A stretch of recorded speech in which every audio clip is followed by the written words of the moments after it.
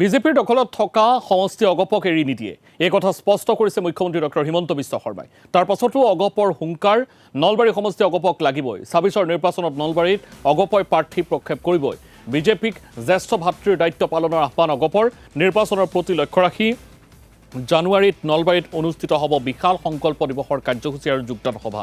নলবাৰী অগপৰ উদ্যোগত আয়োজিত সভাত উপস্থিত আছিল কেন্দ্ৰীয় সমিতিৰ বিষয়ববীয়াও। এই সভাতেই এই দাবী কৰিছে অগপৰ নেতৃত্বই।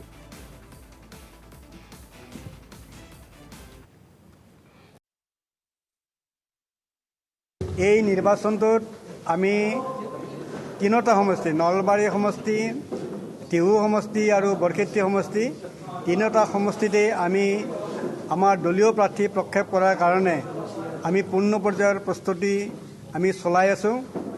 আৰু আমি এই সম্পৰ্কত আমাৰ কেন্দ্ৰীয় নেতৃত্বক আমাৰ জিলা সমিতিয়ে গ্ৰহণ কৰা সিদ্ধান্ত ইতিমধ্যে অৱগত কৰিছোঁ যে আমি এই তিনিটা বিধানসভা সমষ্টিত আমি দুবাৰকৈ আমি ভাৰতীয় জনতা পাৰ্টিৰ লগত মিত্ৰতাত আবদ্ধ হ'লোঁ, কিন্তু আমি এটা চিটতো আমি এখন আসনত আমাৰ প্ৰাৰ্থী প্ৰজেক্ট কৰাৰ আমি সুযোগ নাপালোঁ।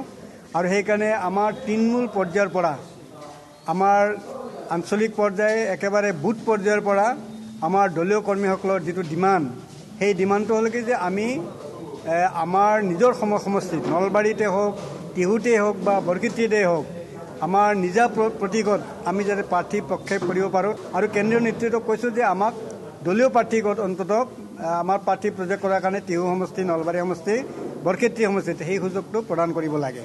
আমি এই কথাও অৱশ্যে অৱগত কৰিছোঁ যে যদিহে আমাৰ ৰাজ্যখনৰ বৃহত্তৰ স্বাৰ্থৰ খাতিৰত বা দলৰ আমাৰ স্বাৰ্থৰ খাতিৰত, জাতীয় স্বাৰ্থৰ খাতিৰত যদি আমি পুনৰ মিত্ৰতাত আবদ্ধ হোৱা নিৰ্বাচনত অৱতীৰ্ণ হওঁ, তেতিয়াহ'লে এই তিনিটা সমষ্টিৰ ভিতৰত যিকোনো এটা সমষ্টিয়ে কিন্তু আমাক অৱধাৰিতভাৱে আমাক দলীয় প্ৰাৰ্থী প্ৰজেক্ট কৰাৰ কাৰণে সুযোগ দিব লাগিব। এইটো কেন্দ্ৰীয় নেতৃত্বৰ ওচৰত আমি সজোৰে দাবী উত্থাপন কৰিম।